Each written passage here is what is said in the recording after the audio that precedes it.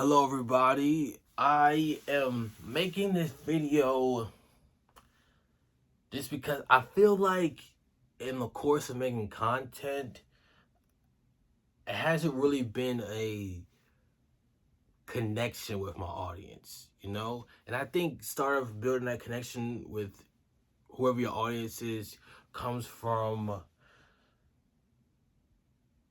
learning, understanding people's personal interest, and something I do in my free time is, which a lot of people would probably say is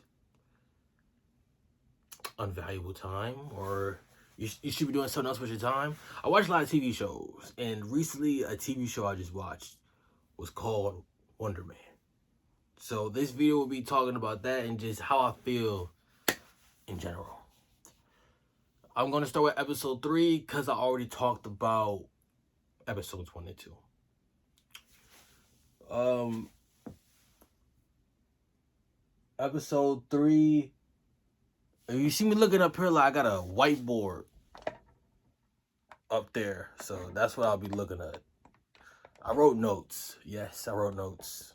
I was really interested in the show. So, backstory on Simon, the kitchen fire. So, yeah, back in episode 3, we learned that there was a kitchen fire that Simon had started, and he had went to the doctors at the hospital with his mom and brother, and the brother Eric blamed Simon for the fire, but Simon was untouched. He had no scars, no bruises, no what is it called? Two second hand degree burn, something like that, whatever it's called. He was perfectly fine in healthy conditions. I was thinking that could have been where or around the time where he manifested his powers. But then someone said on the internet, when his dad passed is probably when his powers manifested, which I think both of those were around the same time, most likely, because they never went into detail exactly when Simon's dad had passed. It's just that he was really young.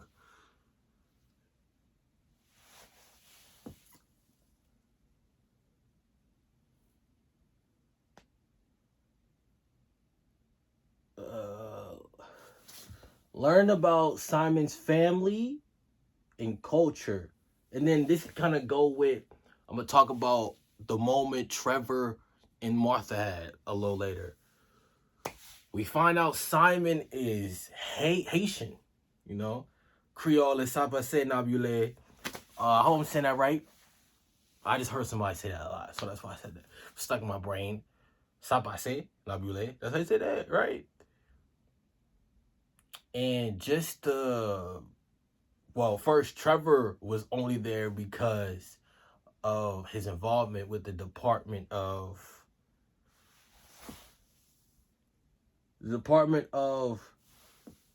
dang, I can't read my own handwriting. I wrote that fast. The Department of Damage Control. Right?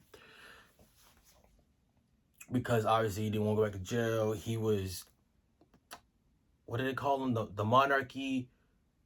No, the Mandalorian, right? And he didn't serve all his jail time. So went there to find some info about how much of Simon's powers does he know about and how crazy is it, the level it's at. When we go there, we see Simon really disassociated with a lot of his family, him being an actor, also him being having powers, Two very big disassociations will probably come with any type of family, at least at some points. When Trevor was trying to figure out what happened at the kitchen fire, or what happened with the kitchen fire, he was interviewing a lot of family members that said they really didn't like Simon, or they really cared too much for Simon. And it really goes to show that the perspective of when people don't understand you, they don't like you. Right? It's one thing to not, maybe just not be close with a person. understandable. But go out your way and say you don't like them just because they don't entertain the same way you do things. And it really wasn't a thing of, I don't think nobody really gave each other a chance to get to know each other either. You know? Simon was the closed off brother, and Eric, I think his name was Eric, right? Was the brother that everybody loved. Oh my God, he's the one that stayed behind with the mom, with Martha. So that's another bit of disconnect. The moment Trevor had with Martha about how Simon was as a kid, I think that was a very pivotal and interesting moment for both Trevor and Martha. Because at this point, Trevor is learning about Simon. It comes at first, I can't think of the word, obvious reasons for getting intel on him, but then it becomes more about being his friend and then understanding his upbringing and why he is the way he is, you know? Everybody has their own way of processing things, whether it is powers or life and death, and just how to navigate it all. And obviously with him acting, there was a moment in there, I don't remember exactly word for word.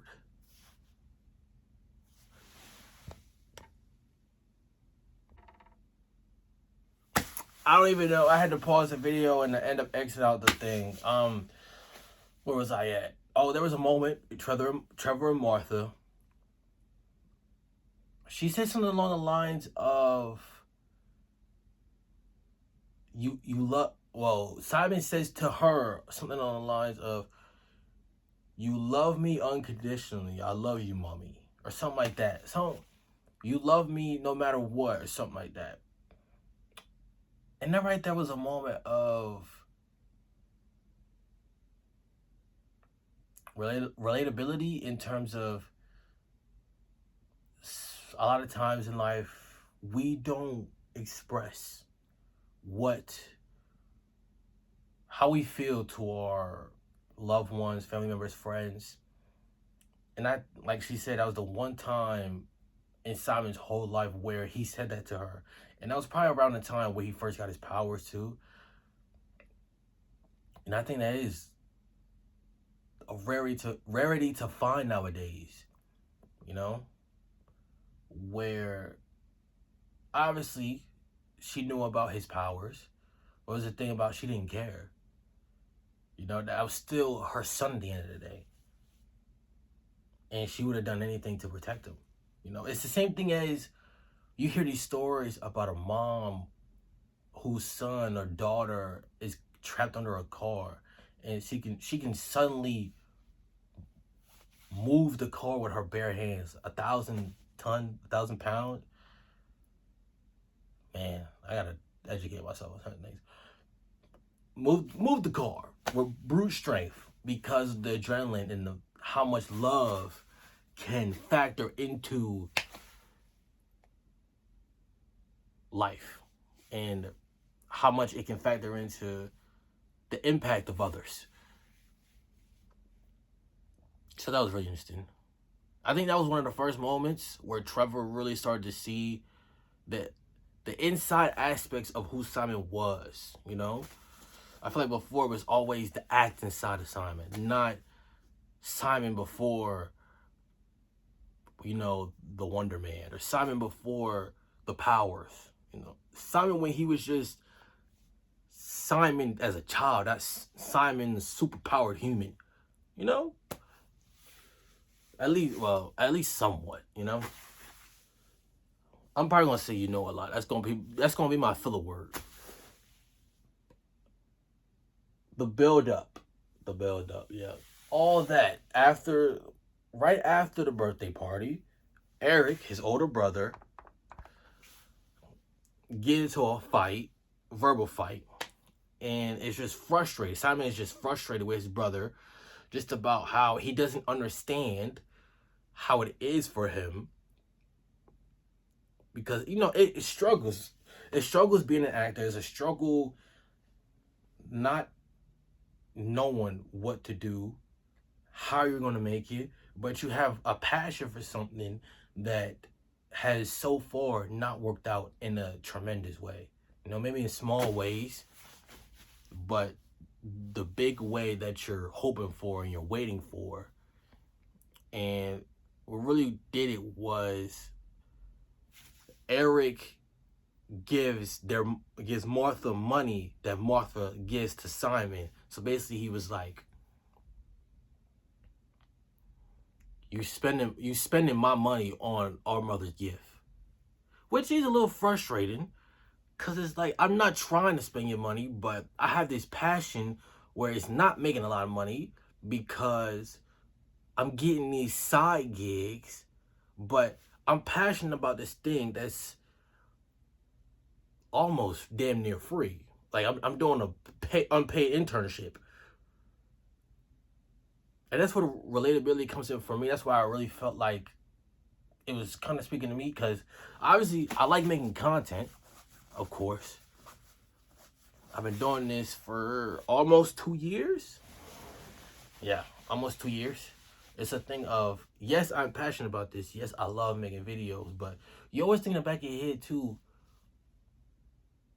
when is your big break? And I know it's really bad to think like that, especially in the world of content, in the world of streaming and stuff like that. I'm always the type to strategize something, and I think that's part of my problem. I try to strategize to blow up, strategize. Oh, this is a good idea. Let me see how I can put this together with this. I'm a planner. But I've found out with making content especially that often the things you don't plan is the ones that do the best. Which sucks, because you spend hours, sometimes days, on an idea just for it to do the worst than the idea you thought of 30 minutes ago and just put on the camera. And somehow that's the one that takes off. But it is also a thing of, how long do you do something until you say that's enough? Which I'll get more into that in a second. So with the build up, Simon lets out all his frustration, which usually superpowers are usually tied to emotions. So Simon lets out his frustration on the newly renovated kitchen table or counter. No one's really surprised, obviously. Family already knew. Trevor already knew. But it was a moment of, when do I say enough is enough? I'm an actor who's struggling for this role.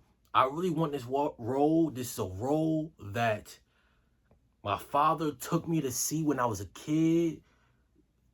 And now I get to be part of a remake. That's kind of like a full circle moment. But everything so far is telling me to stop. Everything is telling me to not do it anymore. My family is fed up with me. I'm fed up with my family. I got this. I'm waiting on this call to see if I even get a second run at the thing I've been wanting. A big break. And the big break mixed with something I've been so passionate about. You're so eager, It's so eager to figure out, is it all worth it? Did I put my best foot forward in this thing? Did I actually set out to do what my brain wants me to do? And the conversation that Simon and Trevor had in the car about literally just that. Is what I'm doing enough? Do I call it quits? And then the frustration that Simon had about Doorman Davis. Darman, Damar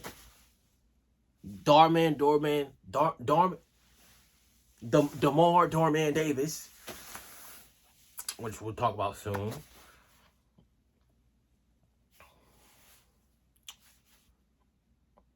Sometimes you feel like, is enough enough? And in that moment, I put a quote up on the board. I don't know if this is my quote I made or something that's already been said, but the realization to yourself that you don't feel good enough to make it. When enough time has passed, that's something you do that you're passionate about, and there's not enough breakthroughs, there's not enough big moments to capitalize off of. You feel like enough is enough. I know I keep saying that too, but you know, it's like, do I call this all quits? Do I just hang up the jersey? Do I just say, you know what? I put all this time into this. I did all these projects. I put out all these ideas. Do I call it quits? And in moments like these in my life, and when I was watching this moment, I just always think it's a test. You know, no matter how much I'm struggling, no matter how much I'm frustrated at myself because I feel like I'm lazy, you know, obviously, content, there's some things I could do better at, and then there's other things I think I'm good at, but the right people just don't see it, you know. And I don't know if that's cocky. I'm not trying to be cocky. It's just a thing of when you have a certain set of skills and you know your strengths and weaknesses, you want to capitalize on your strengths and then turn your weaknesses into your strengths, you know. And obviously I get told I'm lazy with certain things in my daily life a lot, but you know, comes with it.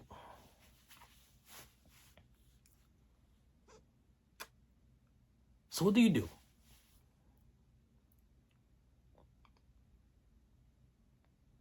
Do you sit there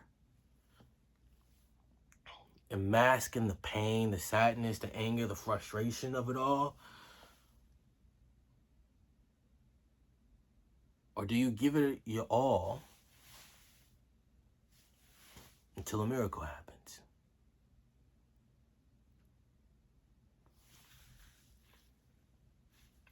Right after the conversation with that Simon and Trevor had, they get the call. Simon and Trevor have a call back to play Wonder Man. How did I forget the Beyblade, Barclay, Barbados? Nope.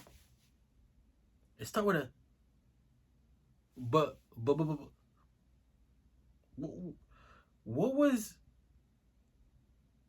Barnaby? Barnaby. That's the name. Barnaby, Barnacy, Barnaby. Yeah, which is so crazy because when Trevor first told Simon about the gig, he said he was going for Wonder Man, but that was obviously for him to get drawn in to the audition of the track. But yeah. Episode 4. This is where we get to learn the backstory of Damar Darman Davis. Okay? A regular security guard who just doing his job, love his job. And then one day, I think he was taking the trash out. And he finds this black goo. A little bit like Venom. It reminded me of Venom symbiote a little bit. But Roxanne. Let me talk about this. When I seen Roxanne, instantly Cloak and Dagger. I love Cloak and Dagger. Shout out to Olivia Hall and Aubrey, right? And I actually forgot that Roxanne was also in Marvel. Slow down. Marvel's Runaways, which I also watch. Very good shows. Cloak and Dagger was a show that it should have had a lot more seasons. Like, it was too good, you know. But I forget the reason they said why it got canceled. But it was good to know that there's still a possibility. Olivia says she would love to come back, and I would love to see her play Dagger again. Fire. I don't know about Aubrey. We'll see. Even with that, though, I was watching when Cloak and Dagger first originally came out. It's like crazy how worlds combine. I used to watch Power Rangers a lot as a kid. And one of the... Was she the main character? She was a character who was in the show a lot. The woman who played... She was a cop, I think? Or a detective? She was something. Anyway, she was the Yellow Dino Ranger back in 2004. Yeah. She played Kira. But I just had to say that was just interesting because, worlds. Back to the episode. He touches the goo and he figures out he is now a doorway. Yes, a doorway through his body. I know a lot of comic book fans who might potentially watch this video and say, duh. I've never read comic books before. So everything I see in live action is my first perception of a character, That's why when people get frustrated, that's why when directors and writers make these movies that people are not really okay with, it's not that I'm okay with it. I just come to terms with it didn't do well, or it wasn't a good story for me. Like, respectfully, Multiverse of Madness, bad movie. Good elements, but bad movie. Simple as that. I don't get so caught up in the lore of the characters because I don't know lore. I just go with what I'm seeing, and then I go, oh, do I like the character? What I don't like, how much they're relatable, struggles, stuff like that. Where was I at?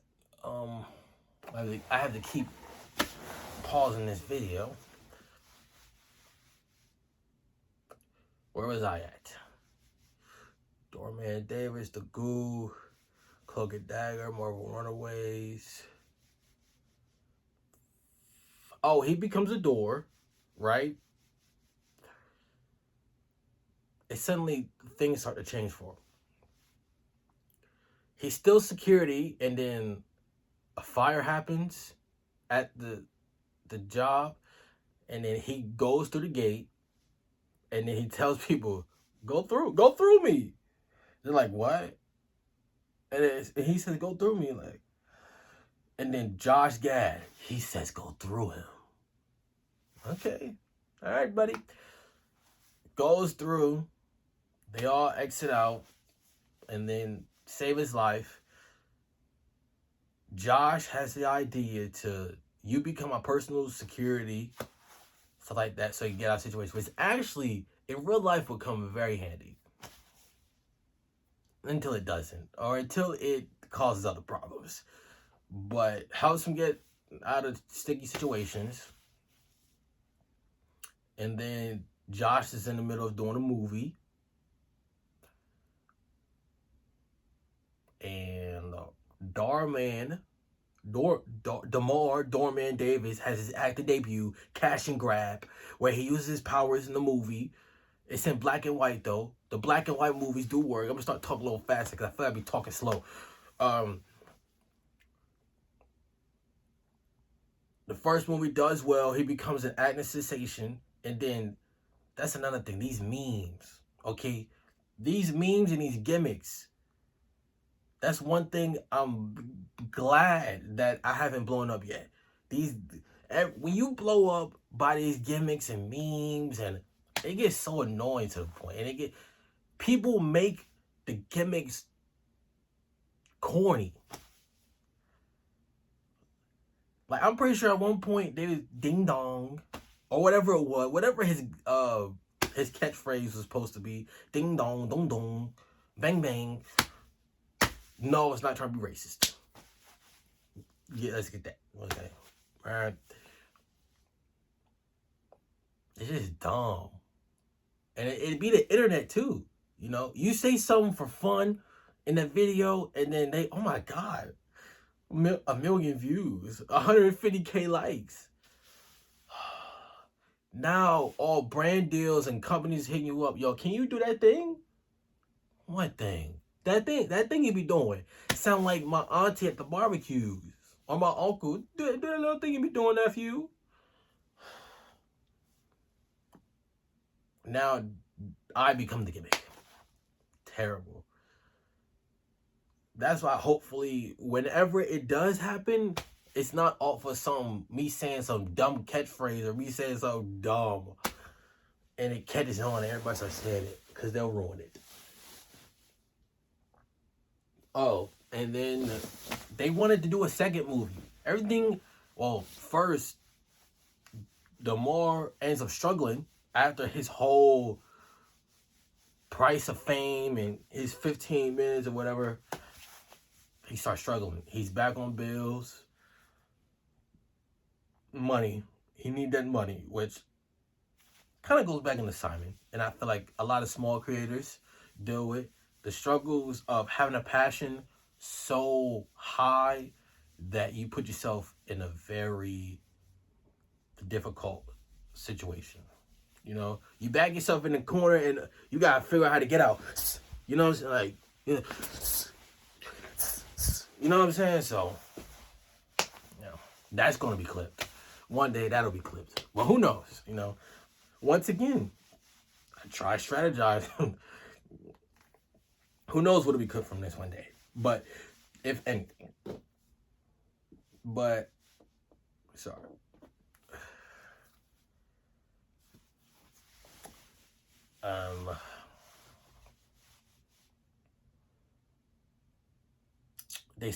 They wanted to do another cash and grab movie, but things start to go wrong near the end of the movie where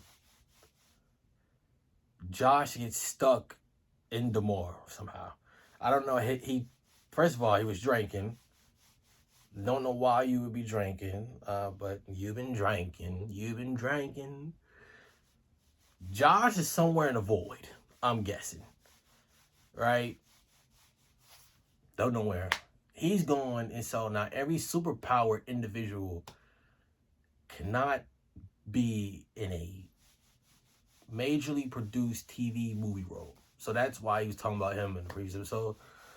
I know y'all seen this, but I'm just saying what I thought was interesting about the episode, the struggles, and then him, right before he got the call from Josh, him being on live, Doorman, about the whole potato bag thing and not knowing. But that's another thing. A lot of people take gigs when they become famous or well-known and don't know what they're getting themselves into because it's money-filled.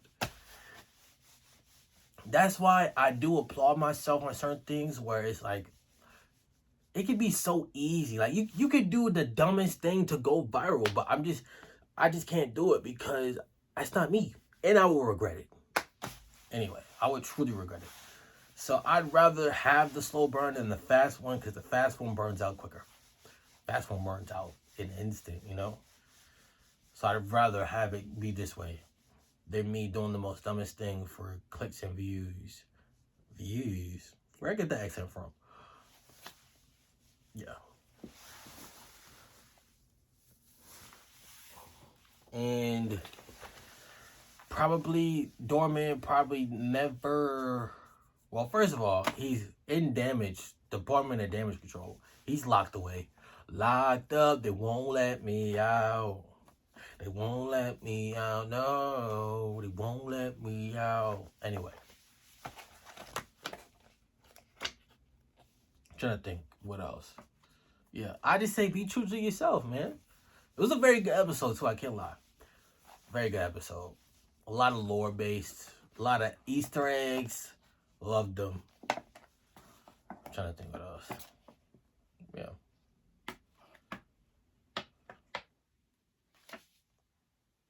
I got no cards for the rest of the episodes.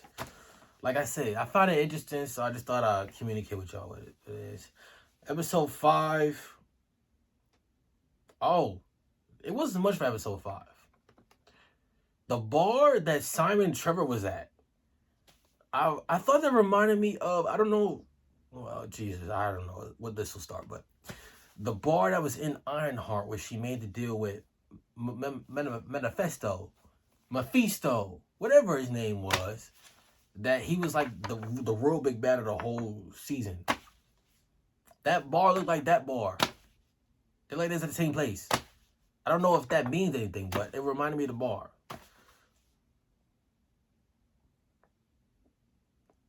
Oh, the blackmail. When they saw Simon help Trevor when he used his powers, and the kid had got the GoPro, and he was standing at the gate the whole time. And then them finding out about the candy, and they thought it was drugs. I ain't gonna lie, I thought it was drugs too. I can't lie.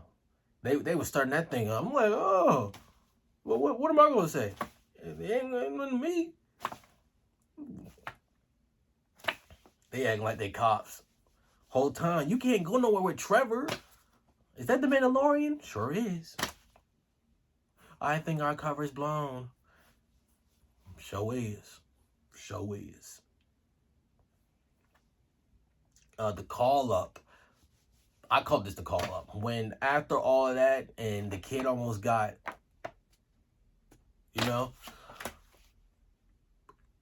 they moved up the call back. That's why I call it a call up.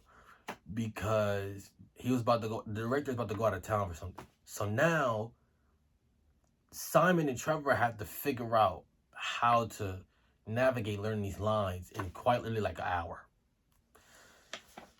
There wasn't really much I want to talk about it now. Episode 6. At the beginning, we saw a little bit of the making of the Mandalorian. This is when Trevor was in his, he liked to sniff that powder, if you know what I'm saying. I don't know how YouTube regulates that, so, sniff the powder. And how he got into the look, the act, the tone of the Mandalorian. I thought it was interesting too. Because hopefully, maybe one day I get into all this stuff, TV, entertainment, acting. Who knows? There was a moment in the episode. This is where they're at the house. They're doing all these acting scenes. And Simon was really selling at first. He was in his head way too much. He was trying to be the perfect version of a person he is not. That's the best way I could put it. He was referencing movies that nobody wanted to, him to do. And there's this moment that Trevor and Simon have on the balcony of the house. It's a long moment. I seen it twice last night, which is crazy. I was going to try to recite it, but I don't know. I wrote what Trevor basically said, finding the sum of yourself. Simon was having trouble,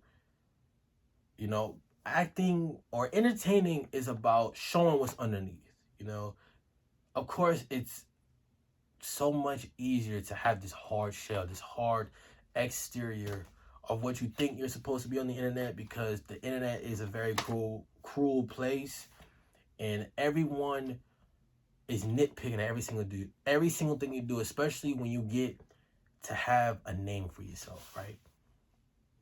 But I think in the acting world especially, you have to learn to get out of your own head. Well, I guess not in the acting world especially. I guess it could work anywhere.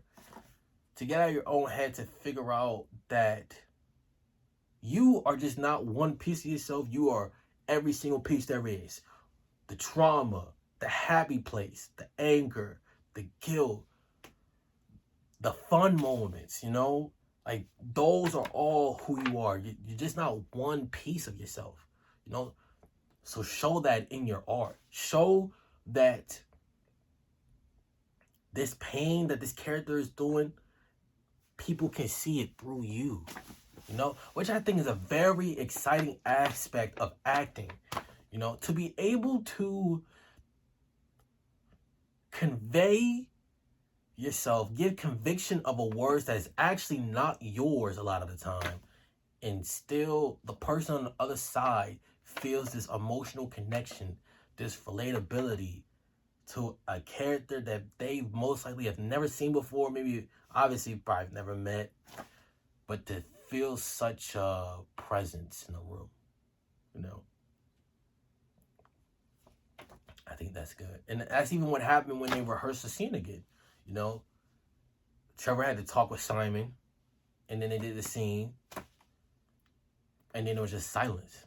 That's how when you can silence a room by your work of art, you know you've done something right. You know you've done something right. Because a lot of people won't move for you unless you move yourself.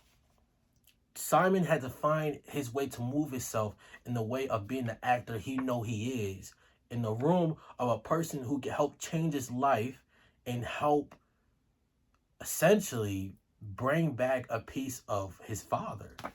You know, because that was a big piece of where Simon and his dad bonded, was the original Wonder Man. So being a part of the remake is crazy. Yeah. I thought that was really interesting. There's really a lot of things that I relate to, too. You know? I guess that's another reason why I'm making this video, too. Because this is another part of my life that I find interesting. Not just the reactions I do or, you know, trying to figure out what my audience likes, you know, conveying what I like as well. So, episode 7. Oh, let me go back. They got the parts, episode 6, obviously. Episode 7, seeing the wardrobe. One thing I always like about TV, movies, is seeing the behind the scenes. I love seeing the behind the scenes, how you made the show, what was your thought process, and when you made the clothes, what was the direction on how you wanted the scene to be, why you wanted the scene to be this way, what words you wanted to be conveyed by this character when this big war breaks out, you know, whatever the case might be. News reporter. Most news reporters are nosy. That's their job, to be nosy. Kathy Friedman, digs into Simon, digs into Trevor, doesn't find out Simon has powers, figures out that Trevor is lying. Simon finds out because they're at the table and she has a video recording of Trevor getting arrested at the airport. And that's when Simon finds out that Trevor has been playing him this whole time. And then a bigger event happens. Simon is so frustrated, so angry at the one friend. This is his only friend, by the way, which I feel like a lot of us can relate to. You know, we don't really have a lot of friends in the sometimes the one person you let in ends up doing the worst to you. You know, and you trusted them. You know, you trusted them when you're telling yourself, be by yourself. My bad, my phone keep running out of storage. One day I'll figure out like how to do all this. You know, this video probably like 30 minutes. I don't even know what I was saying anymore. Oh, having a friend and figuring out that they're the one person you thought that would never double cross you. Yeah, I had more to say, but that's just. Oh, the explosion.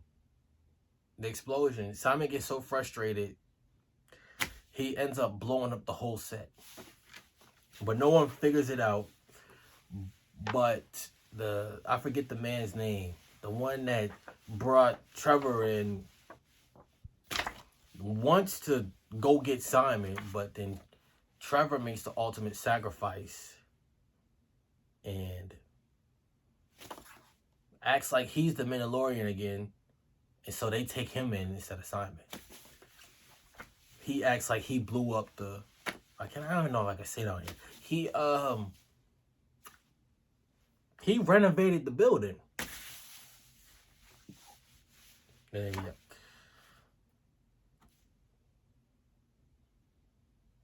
Oh yeah.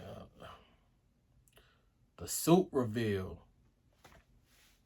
After the whole thing with Trevor,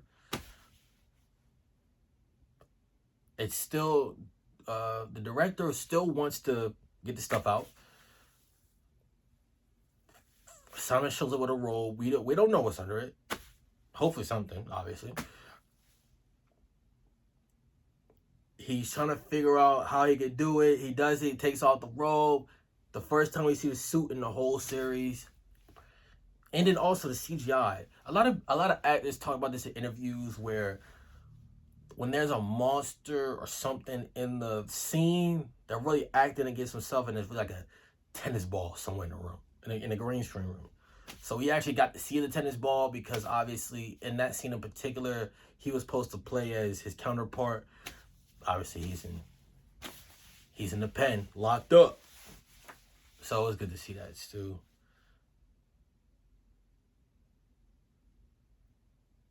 Oh, right after the success of the movie, the red carpet, yeah, the movie ends up going crazy. I don't know. It might got 100% Rotten Tomatoes, a 95% IMDb. You know what I'm saying?